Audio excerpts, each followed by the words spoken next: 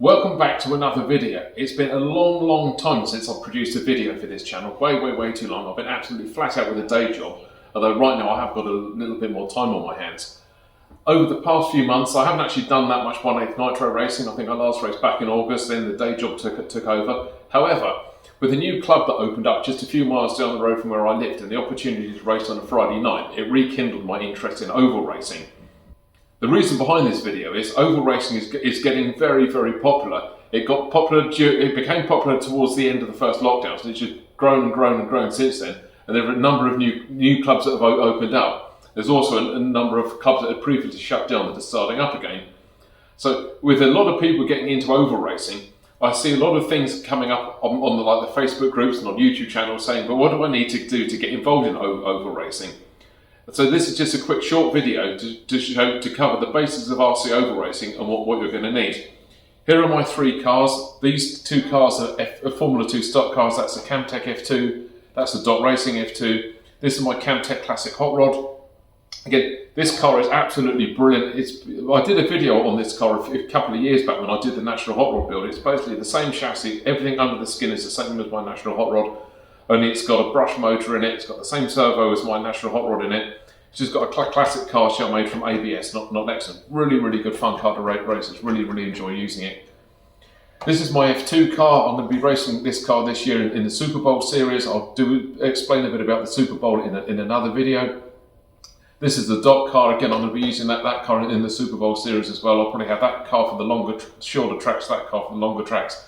Don't know yet, but I've just got to decide where I'm going to race and when. So, going back to the oval racing, there are clubs all over the place. What I'm going to talk you through now is what the different formulas are in oval racing and some of the clubs that are scattered around the country. This is not an exhaustive list. There are loads more. So let's have a quick talk through on what some of the UK RC oval racing formulas are and what's in them and what's under the skin of these rather great cars. So what formulas do we have on the UK ovals? We've got the bangers, we have the 1300 stock cars, we have the Formula 1 stock cars, we have the Bristol Formula 2 stock cars, we have the hot rods, we have the mini stocks, and not forgetting the awesome 2-litre saloon stock cars. I'll just talk you through now and I'll give you a bit of an overview on how the different formulas work and what they are. The bangers are cheap to run, they're easy to build, they're very popular. They have brush motors. You can get an ABS or an alloy body shell. An ABS body shell is sort of like a fiberglass type body shell, or you can get the alloy body shelled bangers. The alloy body shelled bangers crumple up just like their full-size counterparts and they are absolute full contact.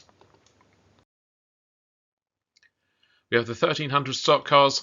These are cheap to run and easy to build. They're very popular. They're run at an awful lot of clubs throughout the UK and up in Scotland. You get brushed or brushless motors in them. The Hots Club down in Haywards Heath in West Sussex use the brushless 1300 stock cars, and it's a very basic and like high wind brushless motor, which these cars use to keep the formula nice and cheap.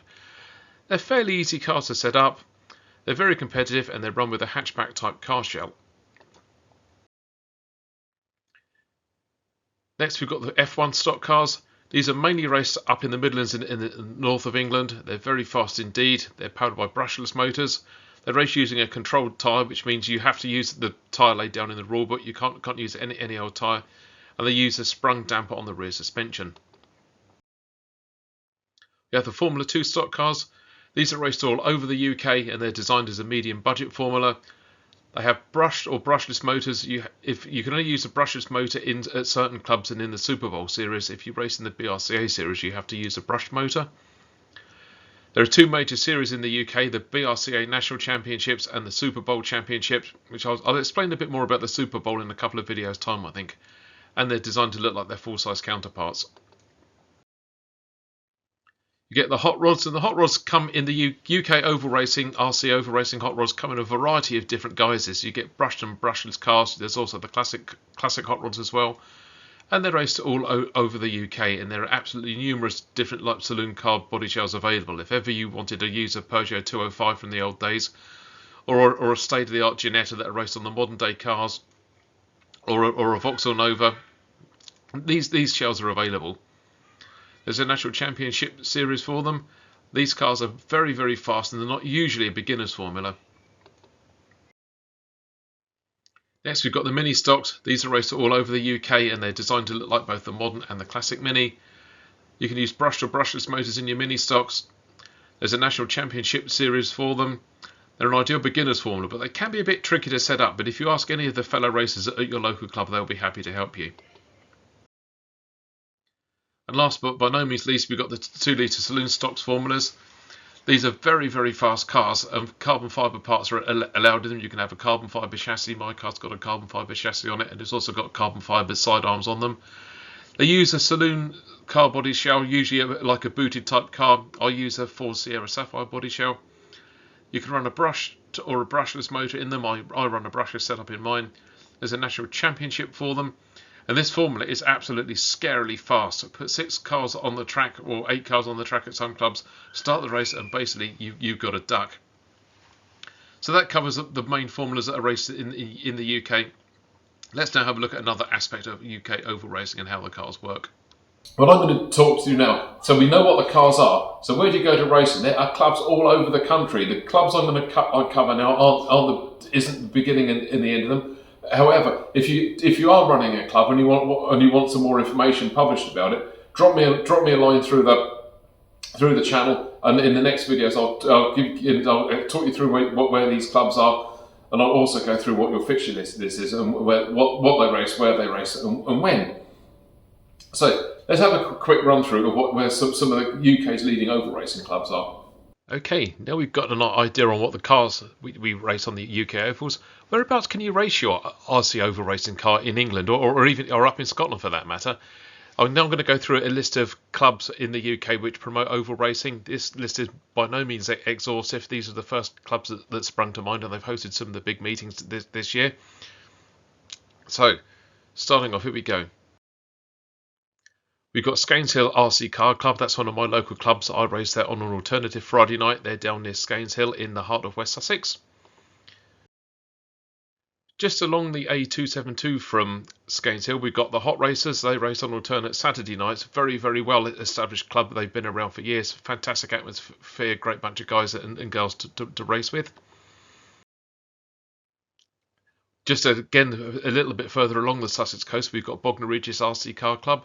They're in West Sussex as well. They race on alternate Monday nights.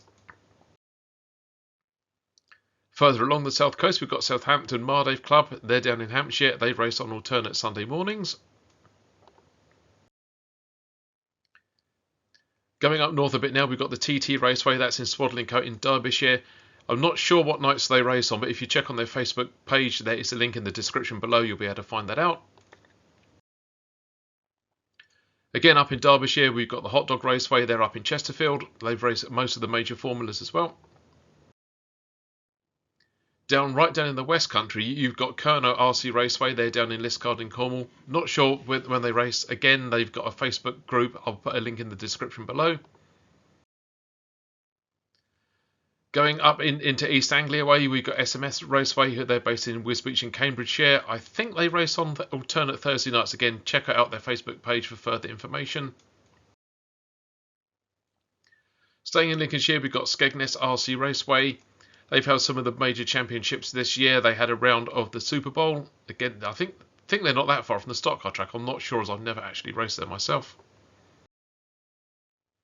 And up in Scotland, we've got Coaltown RC Oval Racers. They're in Coaltown. They held a round of the Super Bowl. Again, check out the link in the description below for further information. Brilliant. So, before we go any further, let's just have a quick look under the skin of what goes into these cars. We now know what the formulas are. We now know where you can race them. Let's go through what sits underneath the skin of one of these cars, and what are the bits you need to do your first race meeting.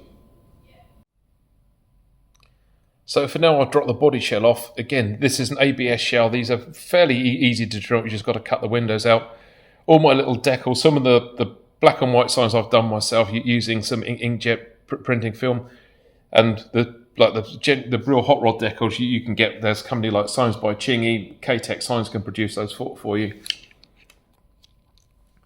Wouldn't be a status quo hot rod without the status quo logo on the front of it. That's got, and again, this chassis is based around the Austin A40.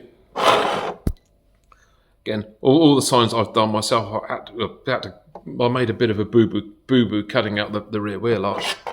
Again, we've got the Austin badge and K-Tech print, who did the signs for me, on the back. Moving over to the car itself, if you're racing a 1300 stock car or at a national meeting in the UK, you have to use either the Camtech K21 motor, or you can use the Mardave motor. I haven't got a Mardave motor. I really must get one on order. There's the battery tray. Again, it's just powered by a 4-cell NiCad metal hydride battery. Got my radio receiver. That down the front is the power cap, so when the cars and the motor is on, it delivers a smooth amount of power to the motor and stops the electrics cutting out. Sitting underneath the receiver, we've got a really, really cheap servo in there. You can get those for about 20 quid and they just go on forever. In the video I produced last year, I built a Tamiya TT02 touring car, and that's the speaker. My car's brushless. That's a brush controller that came with that again. That works perfectly. It's forward and reverse. Again, to turn this car into a 1300 stock car, all I'd need to do is bolt the front bumper on there, which would take all of about 5 minutes, and then the rear bumper would bolt there, and then I've automatically got my 1300 stock car. Again, we've got a really basic pinion that's set up on there. These pinions are just so cheap. Again, you can get the spur gear and the pinion for about 6-7 quid. You can get them from Camtech, Mardave, or any body like that. Got the elastic band on there, or the rubber band that holds the battery in place. And down the front here, that's got my MyLabs transponder, because this car's ready to race. I think I'm going to race it at Hots next. Again, some tracks use the iRace system. I've got both transponders. Those transponders are about 40 quid, so the iRace is much cheaper. Very, very easy car to set up. Great fun to drive. Yeah, and it's almost bulletproof. It takes a massive, massive crash indeed to put one of these out of action for the day. So we now know what the formulas are. We now know where we can race and what some of the different formulas are. I'm now going to give you an overview of what the bits you'll need to do your first meeting. First of all, you'll need a radio set. That's a really cheap one. That's a Pulse. My stepson used that for a while. It's perfectly okay for a complete beginner. Things that comes with that is your radio receiver. That's what your servos plug into, and that's what your transponder plugs it into. These usually come as a set. This set is a really cheap one. That's ideal for a complete beginner. However, if you can spend a bit more on one and buy one that's got limited servo travel and multiple model memory in it, that will do you in good stead for later on, because you won't keep having to swap your transmitter and your settings around.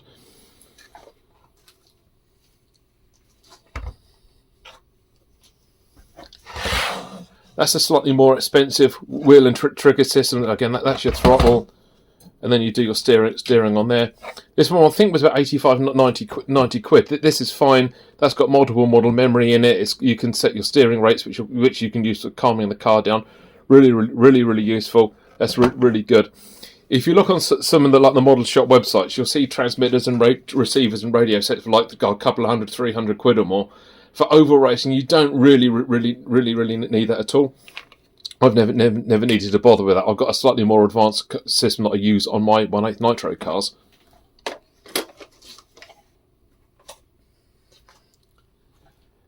That's the radio set that I use. Again, I'm too old to use wheel and triggers. I've been using a set like this since I first started out in 1990. There's my left and right. That's my forward. That's my brake. And I've got dual rates on there, and I've got full servo adjustments. This is a cheap entry-level Turnigy set. I think this one with a receiver, I think this was about 90 quid that I got from Hobby King over in Hong Kong. Really nice, easy set to use, and it's got the liquid crystal display on there, so I can set my rates up.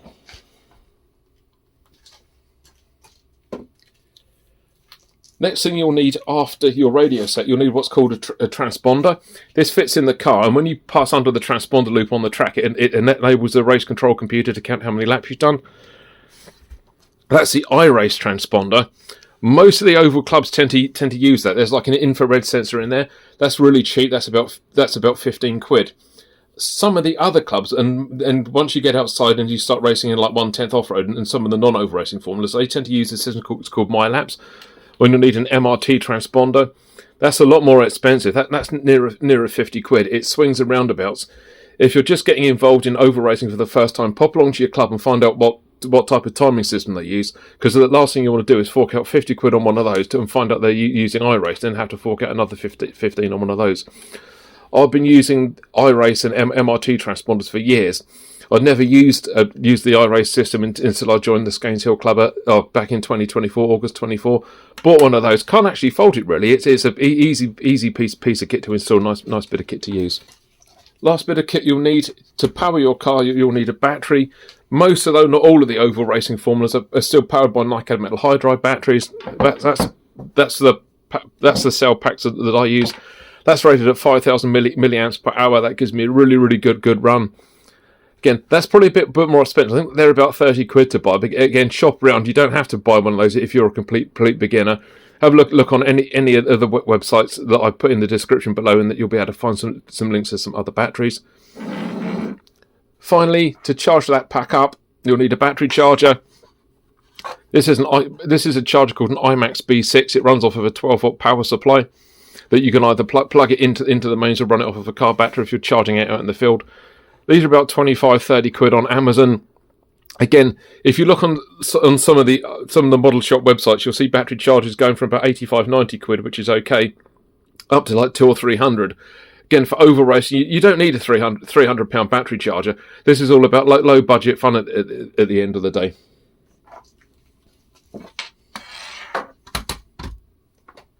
And finally, to go in your car, you'll need a motor. Some over racing clubs use controlled motors. This is a Camtech K21. This motor will set you back all of a tenner. It's got like the Camtech make and model on it stamped in there, which they will check at some of the major champion meetings. Some clubs you can use this motor. Some clubs you can use that or the Mardave motor, or you can get the Core 21 turn motor. Again, check with your club before you buy motors. Some clubs let you use all three motors. Some stick to the Camtech, some stick to the Mardave, and it swings and roundabouts really. But again, just check with the club before you spend your money. Once you arrive at the club, just go up to anybody. We're a really friendly bunch that do the RC over racing. Knowledge isn't power in over racing. Knowledge is like money. Share it around and it will grow. Have a chat with somebody there that's been racing a long time, and they'll put you in the right direction. Again, if you like this video, don't forget to like and hit the subscribe button. This, as I said, all this video is just basically a quick guide into RC over racing in the UK and what you need to go racing and where you can race. Hopefully, you found this video informative. If you want to know any more, there are some links to the cars in the descriptions below. There's links to some of the clubs in the description below, and we'll talk a bit more about UK over racing in some of the next videos. Bye for now.